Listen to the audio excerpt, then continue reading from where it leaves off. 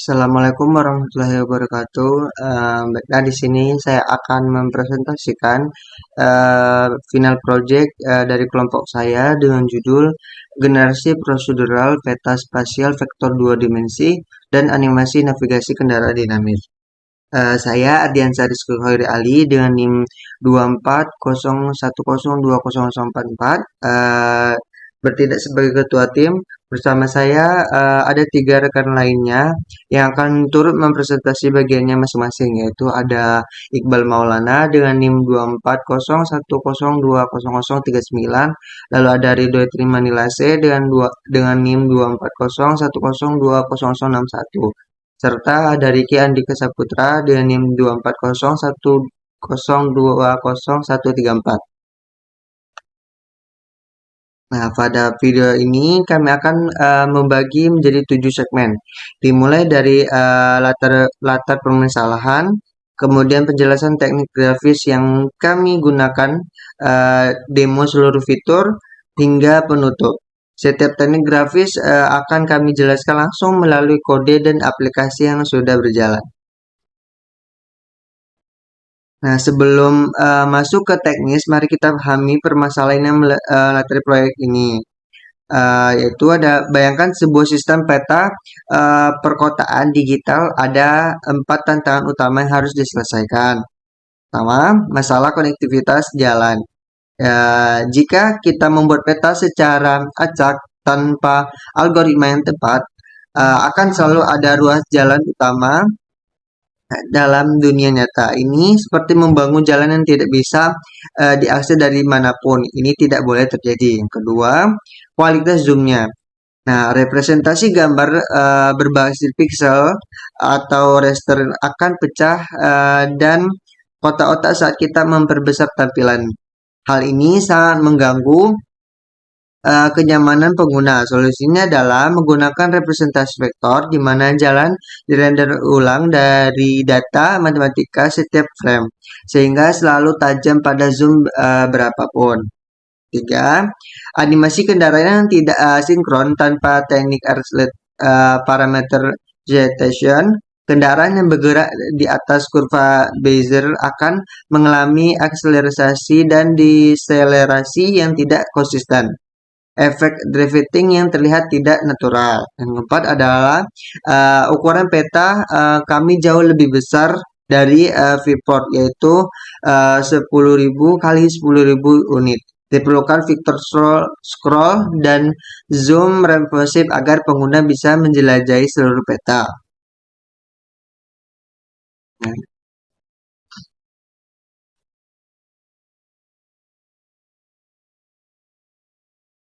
ini adalah aplikasi Smart City dari project kami yang kami bangun untuk menyelesaikan keempat masalah tersebut. Baik, terima kasih Ardiansyah. Saya Iqbal Maulana dengan NIM 39. Saya akan bertanggung jawab atas modul rendering dan antarmuka pengguna. Nah, di sini kita langsung saja masuk ke pembahasan inti dari rendering jalan, yaitu teknik kupa Bezier kuadratik. Untuk formulanya di sini yaitu B dalam kurung T, sedangkan dalam kurung 1 kurang T pangkat 2 kali P0 tambah 2 dalam kurung 1 kurang T kali P2 tambah T2 kali P2. Nah, untuk P2 dan P0 ini adalah titik ujung. Jadi dalam konteks kita ini adalah node-node persimpangan jalan. Sedangkan P1 ini adalah control point yang menentukan lekukan suatu kurva. Nah, semakin jauh P1 dari garis lurus P0 dan P2, semakin tajam kurvanya. Kalau untuk implementasi dekode, di sini kita menggunakan CTX kuadratik. CTX kuadratik Corp 2 dalam kurung E titik CP titik X dan bla bla bla. Nah, di sini ini fungsinya untuk menerima kontrol point dan titik akhir setiap frame seluruh jalan dirender ulang dari data koordinat vektor ini. Jadi tidak ada data visual yang disimpan.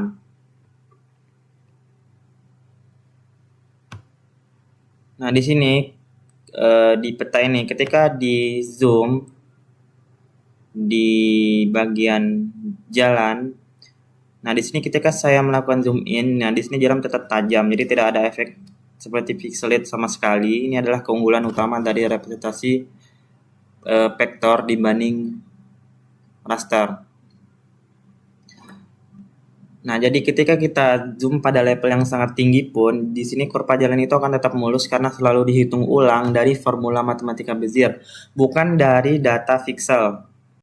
Nah, dalam merancang rendering dan antarmuka ini, ada beberapa fungsi yang perlu diperhatikan, yaitu yang pertama kami menggunakan fungsi draw tree, di mana fungsi draw tree ini digunakan untuk mengatur objek pohon pada area peta. Nah, pohon di sini berfungsi sebagai elemen dekoratif yang memberikan kesan lingkungan perkotaan yang lebih hidup dan juga alami. Nah, di kode ini, di bagian function draw tree sampai ke begin page,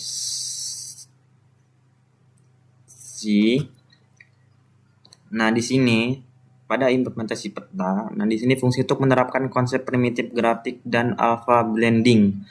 Lingkaran digunakan untuk membentuk daun pohon sedetail mungkin. Nah, sedangkan Eclipse transparan digunakan sebagai bayangan penggunaan beberapa lingkaran yang saling bertumpuk menghasilkan bentuk vegetasi yang lebih alami dibandingkan penggunaan satu objek tunggal.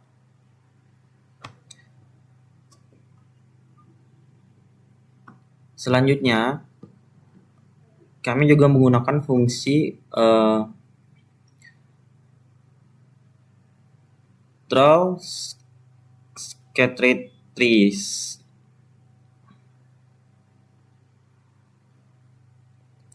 Nah, di sini fungsi ini digunakan untuk menyebarkan objek pohon secara otomatis pada area sekitar jalan dan simpul kota. Nah, penyebaran ini dilakukan secara prosedural menggunakan perhitungan matematis sehingga posisi pohon lebih terlihat alami.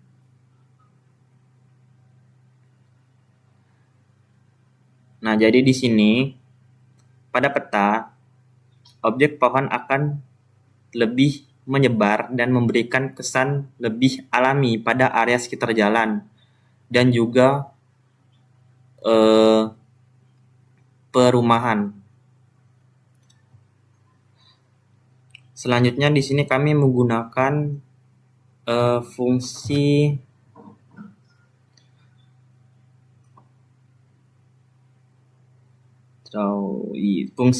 draw street furniture. Fungsi draw street furniture ini digunakan untuk menggambarkan fasilitas jalan seperti lampu jalan,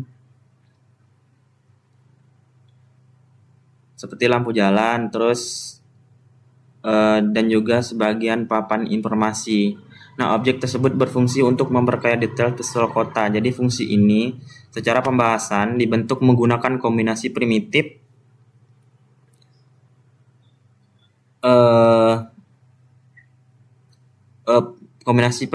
line dan cycle, yaitu penggunaan level of detail menyebabkan suatu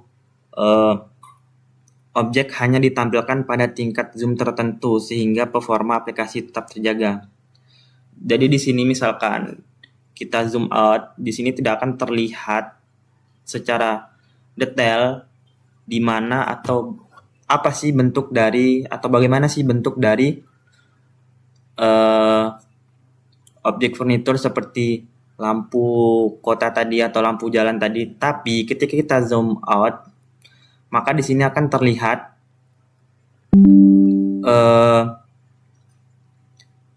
objek ataupun tampilan dari lampu jalan di setiap persimpangan ataupun di setiap jalan-jalan yang telah dibuat. Selanjutnya di sini kami menggunakan fungsi draw minimap. Fungsi draw minimap. Untuk fungsi draw minimap ini digunakan untuk menampilkan minimap yang menunjukkan keseluruhan area kota dan posisi viewport pengguna. Jadi di sini pada peta, nah ini dia. Ini kan fungsi ini kan untuk mengamalkan transformasi skala untuk mengubah koordinat dunia menjadi koordinat minimap. Dengan teknik ini memungkinkan seluruh dunia virtual itu lebih dipresentasikan pada area yang lebih kecil. Bisa dilihat perbedaan di sini. Nah, di sini untuk map yang lebih besar, sedangkan untuk tampilan minimapnya itu lebih kecil dan lebih detail. Di sini kita bisa melihat area yang ingin di zoom, seperti misalkan saya ke bagian, saya yang zoom terlebih dahulu, terus saya ingin melihat di bagian ini. Nah, di sini otomatis pada area minimap ini dia akan bergerak atau menunjukkan bagian mana sih yang kita lihat atau bagian mana sih yang kita acak.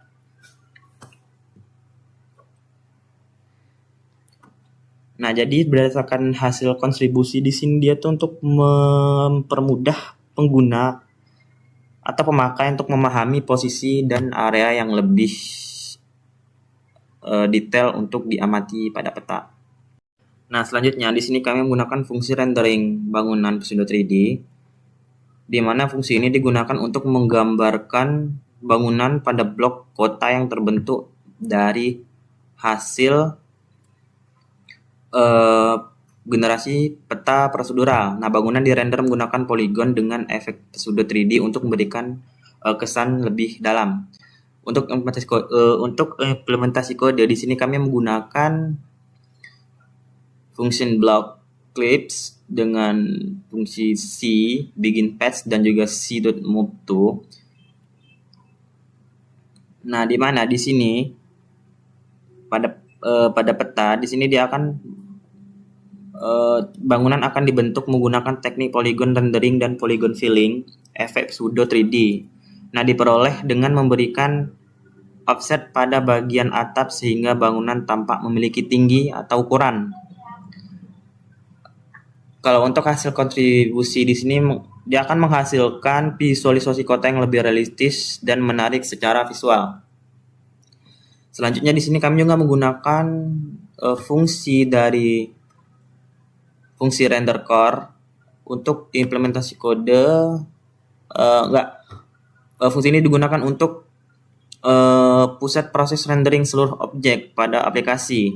Nah, fungsi ini mengatur urutan penggambaran seluruh elemen sehingga tampilan visual akan lebih menjadi konsisten. Untuk implementasi kode di sini kami menggunakan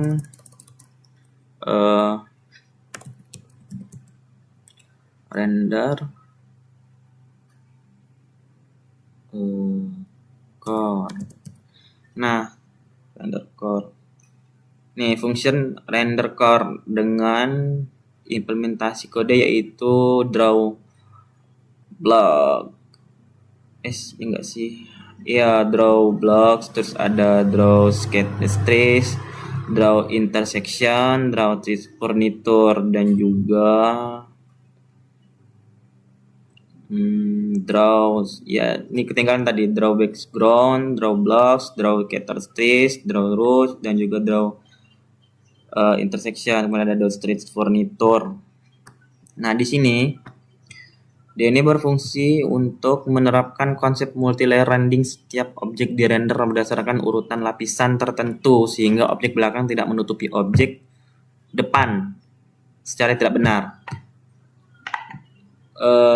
Dia ini akan menjadi inti sistem visualisasi yang mengintegrasikan seluruh komponen grafis pada project.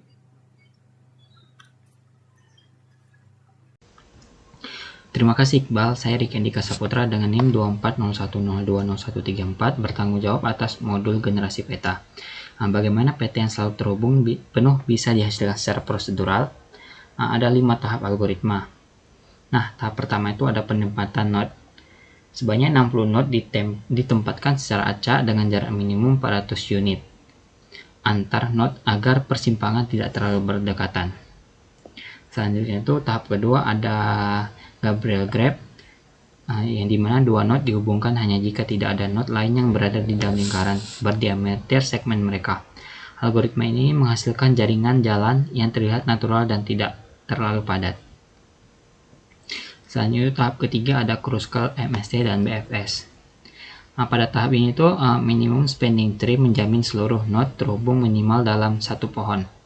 Setelah itu, BFS dijalankan dari satu node sembarang. Jika masih ada node yang tidak terkunjungi, artinya masih ada komponen terpisah, maka komponen tersebut disambung ke komponen utama. Selanjutnya itu tahap keempat ada remove dead ends atau hapus jalan buntu, yaitu node dengan degree kurang dari 2 dihubungkan ke tetangga terdekat. Ini dilakukan berulang sampai tidak ada jalan buntu tersisa.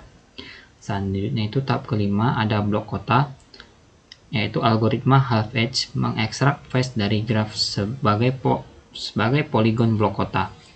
Setiap blok kemudian dikategorikan menjadi taman, gedung, danau, dan sebagainya. Oke.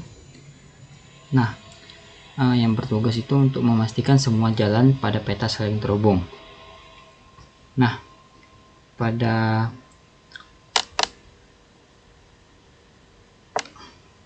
kode ini itu yang pertama program menyiapkan visits untuk mencatat node yang sudah dikunjungi dan komponen untuk menyimpan kelompok-kelompok node yang saling terhubung.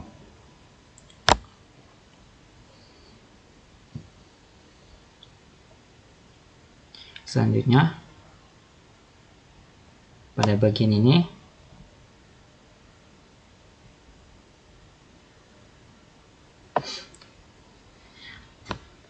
selanjutnya digunakan algoritma BFS atau breadth first search, yang dimana BFS akan menelusuri semua node yang bisa dicapai dari satu titik awal lalu menyimpannya sebagai satu komponen.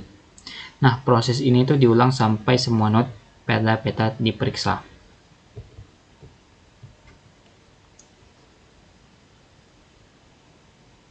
Selanjutnya itu pada bagian ini, jika hanya ada satu komponen, berarti seluruh peta sudah terhubung sehingga fungsi langsung selesai.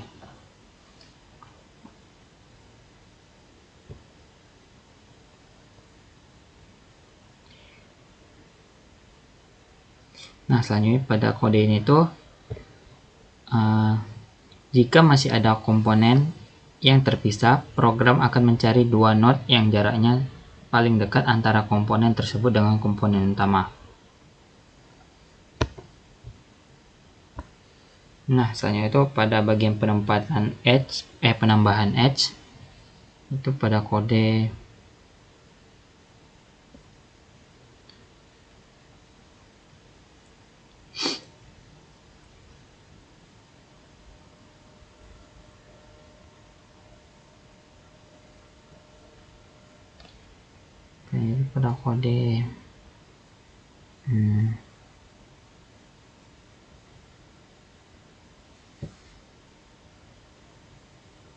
nah, pada kode ini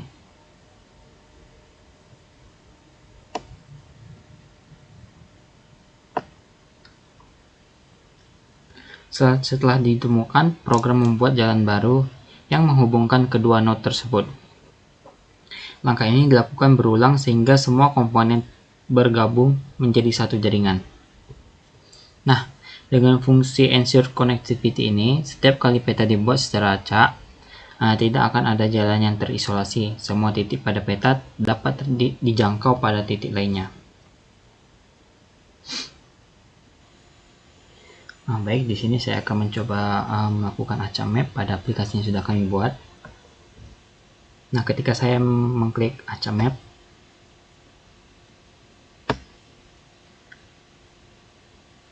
nah, maka peta baru dihasilkan. Perhatikan bahwa semua jalan selalu terhubung dan mayoritas berbentuk kurva atau diagonal, bukan garis lurus. Jadi tanggung jawab saya yaitu transformasi advance untuk zoom dan scroll. Nah, pada slide ini transformasi advance, zoom, dan scroll ini ada workspace, transformasi advance, dan screen span.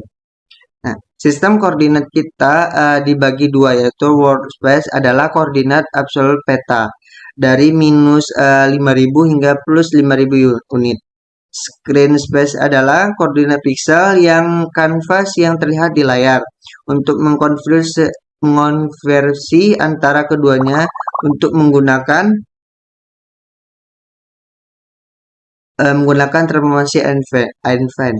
Ketika pengguna melakukan zoom in, kita ingin pusat zoom berada tepat di posisi kursor. Urutan operasinya adalah 3 langkah, yaitu pertama, translator kursor X ke kursor Y. Sistem koordinat digeser sehingga posisi kursor berada di titik asal. Kedua, scaled factor. Pembesaran dilakukan di titik asal. Dan yang ketiga ada translate kursor Y plus kursor Y. Sistem koordinat dikembalikan. Hasilnya kursor tidak bergerak saat zoom.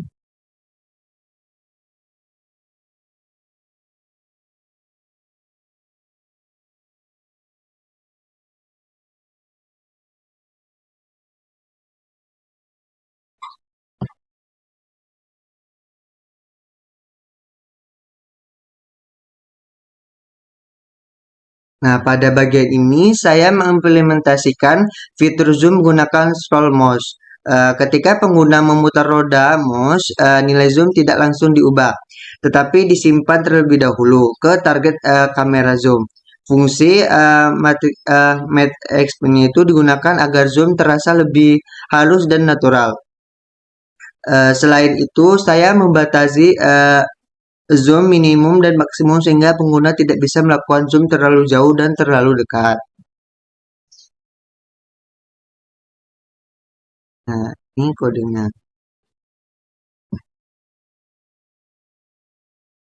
Nah, pada bagian kode ini, pada fungsi zoom to-nya itu digunakan untuk mengatur zoom melalui tombol zoom in dan zoom out. Zoom ini dilakukan dengan titik pusat berada di tengah layar. Nilai zoom baru juga dibatasi oleh batas minimum dan maksimum agar tampilannya tetap stabil. Nah, kode yang terakhir itu ada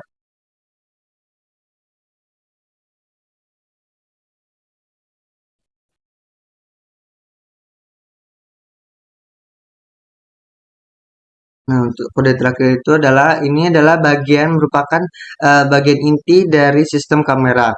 Kamera tidak langsung berpindah ke nilai zoom yang baru, melainkan bergerak secara bertahap menggunakan teknik interpolasi atau smoothing. Dengan cara ini, animasi zoom jadi lebih nyaman dilihat. Selain itu, koordinat dunia itu dihitung kembali agar posisi kursor tetap menjadi pusat zoom. Teknik ini termasuk implementasi transformasi Advent yang menggabungkan toleransi dan skala. Baik, perkenalkan nama saya Ridho Cumanila C dengan NIM 2401020061. Di sini saya bertanggung jawab atas modul navigasi dan animasi kendaraan. Nah, di sini ada dua teknik utama di modul ini. Yang pertama itu Dijkstra Soft Testbed dan Artslang Parameterization. Algoritma Dijkstra ini itu mencari rute terpendek dan titik asal ke tujuan. Bobot setiap edge bukan jarak Euclidean, melainkan panjang busur kurva Bezier. Karena jalan ini berbentuk kurva, priority Q atau min height digunakan untuk efisiensi dengan kompleksitas O V ditambah E log V. Sekarang masalah arcs-length parameter T pada kurva Bezier tidak linear terhadap jarak. Artinya, jika T bertambah dari 0 ke 0,5 ke 1 secara merata, kendaraan justru bergerak tidak dengan kecepatan yang konstan. Ada akselerasi di awal dan perlambatan di akhir kurva. Untuk mengatasi ini, kami membuat lookup tabel yang memetakan jarak tempuh ke nilai yang tepat. Dengan tabel ini, kecepatan kendaraan selalu konstan secara visual di semua jenis tikungan.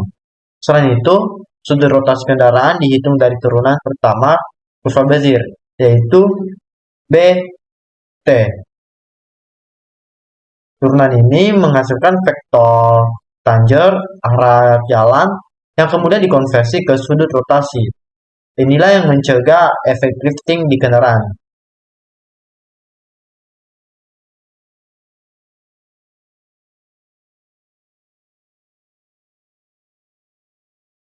Di sini saya inisiasi 3 struktur data, yaitu disk untuk menyimpan jarak terpendek sementara dari node asal ke node tujuan atau setiap node. Dengan awalnya semua itu infinity, kemudian pre untuk menyimpan dari mana node itu dicapai untuk rekonstruksi jalur nanti. Sedangkan UV itu himpunan node yang belum dikunjungin, jarak node asal di set ke 0. Nah, di sini ada loop atau perulangan di mana loop ini bekerja setiap iterasi dia akan mengambil node U dan UNV yang memiliki digits paling kecil. Itulah cara kerja greedy Dijkstra. Kemudian dia akan memeriksa semua tetangganya. Jika melewati U, dia akan menghasilkan jarak lebih pendek ke tetangga tersebut.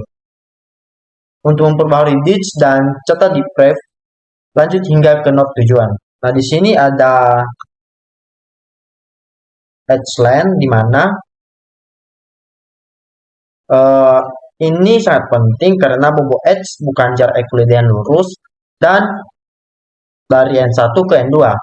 Karena jalan kita ini berbentuknya kurva Bézier, saya menghitung panjang poligonal dari N1 ke CP.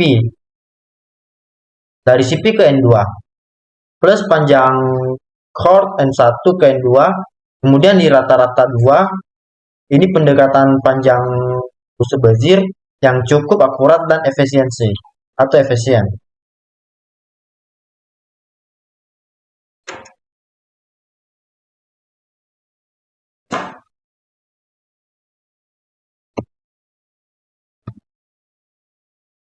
Setelah Dijkstra selesai, saya rekonstruksi jalur dengan berjalan mundur dari goal node menggunakan pref. Setiap edge juga saya tandai dengan direction, apakah dilalui dari N1 ke N2 atau nilai 1, ataupun sebaliknya yaitu nilai min 1. Mana ini penting untuk animasi nantinya.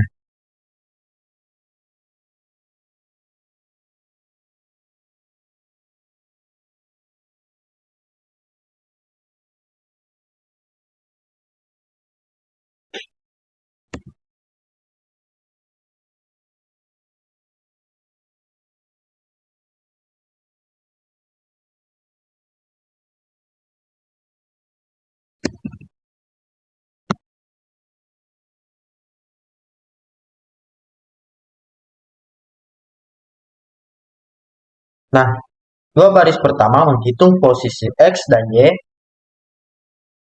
di mana kendaraan dari formula Bézier kuadratik sama persis dengan formula yang Iqbal jelaskan, yaitu BT sama dengan I dikurang T kuadrat, PO ditambah 2, 1 dikurang T, T kali P1 ditambah T kuadrat kali P2.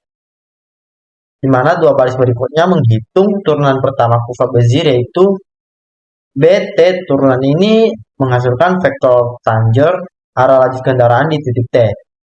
Nah, dari DX ke DY tersebut.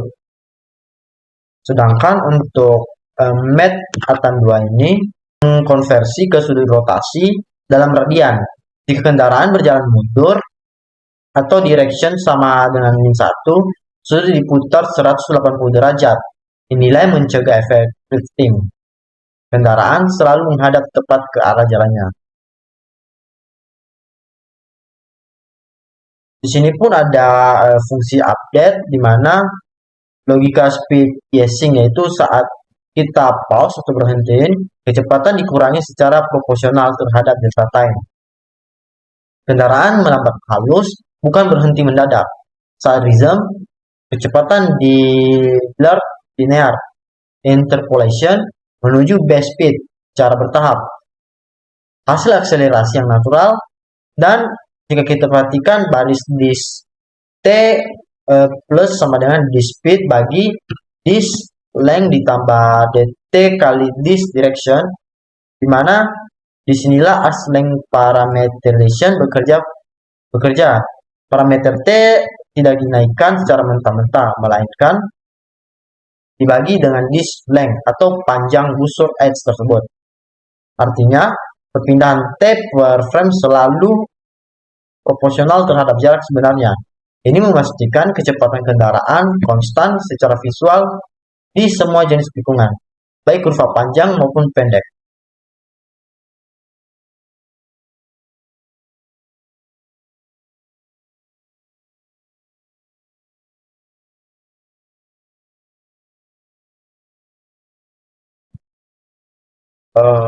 Di smooth rotation ini, tanpa ini kendaraan akan berputar seketika saat pindah edge.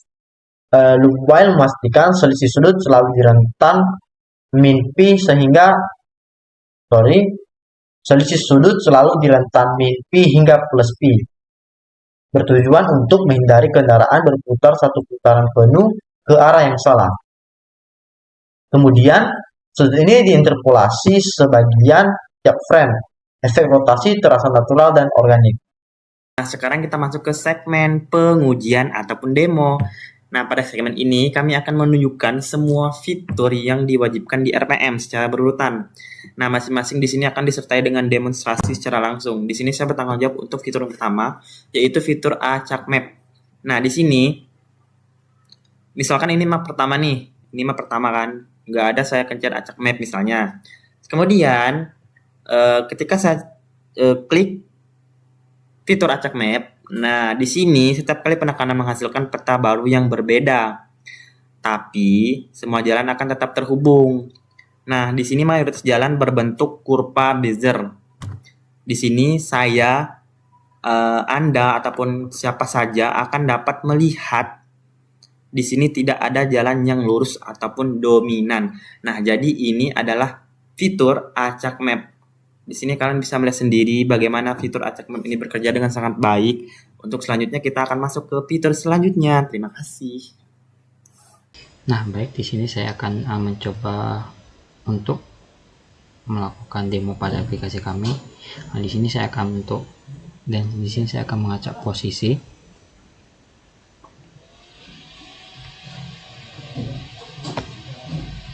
Nah, perhatikan. Setiap saya melakukan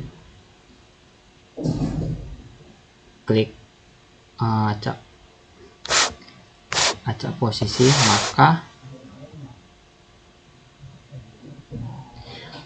maka benderanya itu berpindah.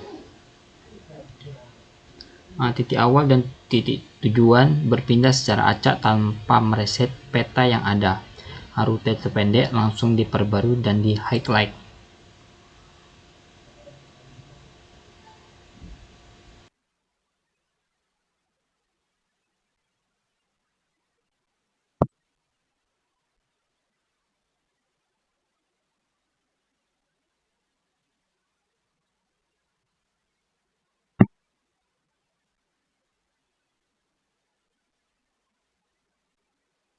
Jika kita perhatikan di sini, jika kita akan tekan pause,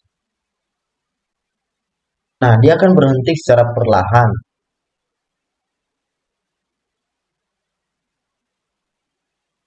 Di mana ada perlambatan halus, yang dimana itulah speed easing yang saya jelaskan tadi. Sedangkan jika kita tekan freedom lagi untuk melanjutkan perjalanannya, kendaraan berekreasi kembali secara halus. Nah, di panel kiri ini terlihat panjang rute dalam kilometer, yaitu 67,91 km, estimasi waktu, dan jumlah knot yang dilalui. Semua dihitung di fungsi update route stats berdasarkan total edge jalur Dijkstra. Adapun beberapa fitur tambahan lainnya yang telah kami cantumkan, contohnya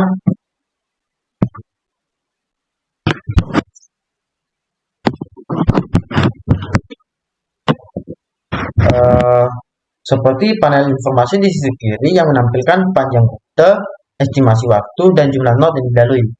di mana ada juga silinder kecepatan, pilihan jenis kendaraan seperti mobil, bus, truk, sepeda ataupun orang, serta efek trail yang mengikuti pergerakan kendaraan. Di sini saya akan coba menggunakan fitur zoom in dan zoom out-nya serta scroll di aplikasi dari project kami ini.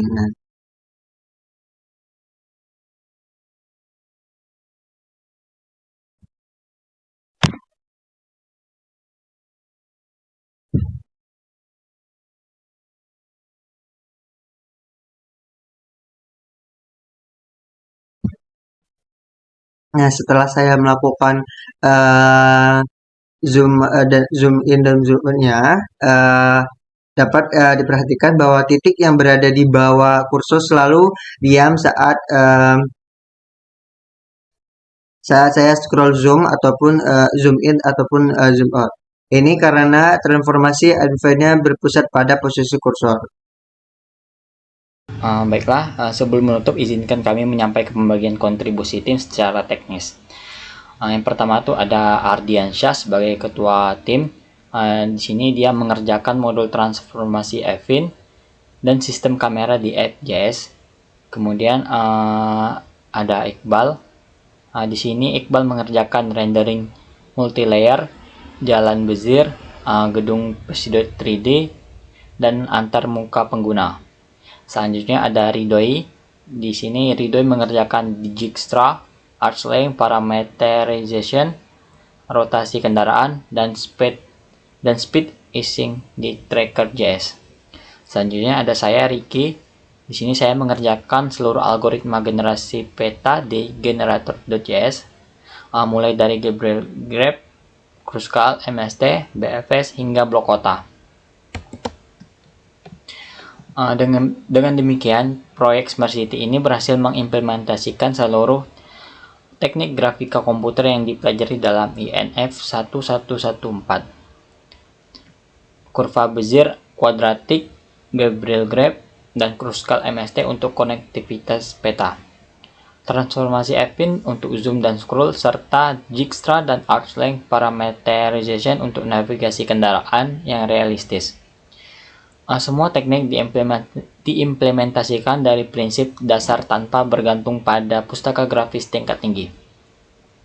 Terima kasih kepada Bapak Tekad Matulatan dan Bapak Nolan Efranda selaku dosen pengampu. Terima kasih juga kepada seluruh penonton yang telah menyaksikan presentasi kami. Wassalamualaikum warahmatullahi wabarakatuh.